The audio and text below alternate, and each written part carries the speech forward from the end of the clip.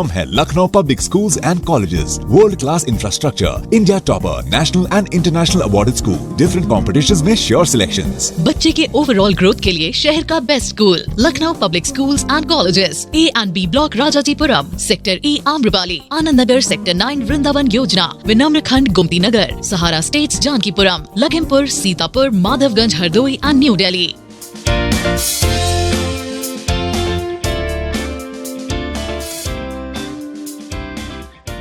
ज्ञानवापी समेत अन्य धार्मिक स्थलों के उठाए जा रहे मुद्दे को लेकर बुआ और बबुआ का एक स्वर सुनाई दे रहा है। बसपा सुप्रीमो मायावती और सपा सुप्रीमो अखिलेश यादव धार्मिक स्थलों के मुद्दे उठाए जाने को लेकर भाजपा को घेरते हुए नजर आ रहे हैं और बता रहे हैं कि ये मुद्दे भाजपा क्यों उठा रही है, इससे भविष्य में देश और प्रदेश को क्या हालात होंगे, इसकी भी आशंका जता रहे हैं।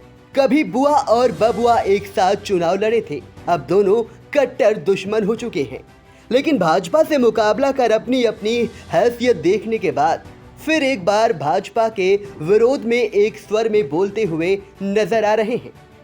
सभी को पता है कि कमजोर विपक्ष होने का फायदा भाजपा ने उठाया। अगर पहले जनहित के मुद्दों को विपक्षी दल उठाते और संघर्ष करती तो शायद ये नौबत न आती।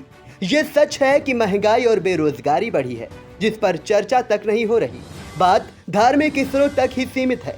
आखिर ऐसा क्यों है, ये जनता भी जान रही है, लेकिन ज्ञानवापी समेत अन्य धार्मिक स्थलों की गर्म मुद्दों के आगे जनहित के मुद्दे दब कर रह गए हैं। फिलहाल मायावती और अखिलेश यादव इसके विरोध में सामने आए हैं। आप भी सुनिए विपक्ष के इन दोनों नेताओं का क्या कुछ कहना है। ज्ञानवापी मस्जिद बहुत पुरानी रही है और ये भारतीय जनता पार्टी की जानबूझ करके साजिश है। भारतीय जनता पार्टी के ये इंडिविजिबल मित्र हैं जो समय समय पर निकल करके आते हैं। भारतीय जनता पार्टी के इशारे पे ही ये अदृश्य इनके सहयोगी हैं जो निकल करके आते हैं और जानबूझ करके नफरत के बीज डालते हैं। कि देश में निरंतर बढ़ रही गरीबी, बेरोजगारी व आसमान छू रही महंगाई आदि पर से जनता का ध्यान बांटने के लिए बीजेपी व इनके सहयोगी संगठनों द्वारा चुन चुनकर व खासकर यहाँ धार्मिक स्थलों को जो निशाना बनाया जा रहा है, ये किसी से छिपा नहीं है। इससे यहाँ कभी भी हालात बिगड़ सकते हैं।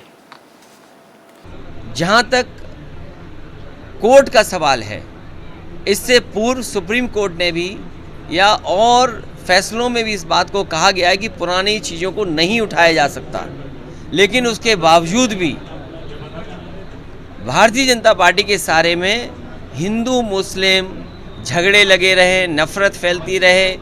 और अब आज़ादी के वर्षों बाद यहाँ ज्ञानव्यापी, मथुरा, ताजमहल व अन्य और स्थलों के मामलों की भी आड़ में जिस प्रकार से षड्यंत्र के तहत लोगों की धार्मिक भावनाओं को भड़काया जा रहा है, तो इससे अपना देश मजबूत नहीं बल्कि कमजोर ही होगा।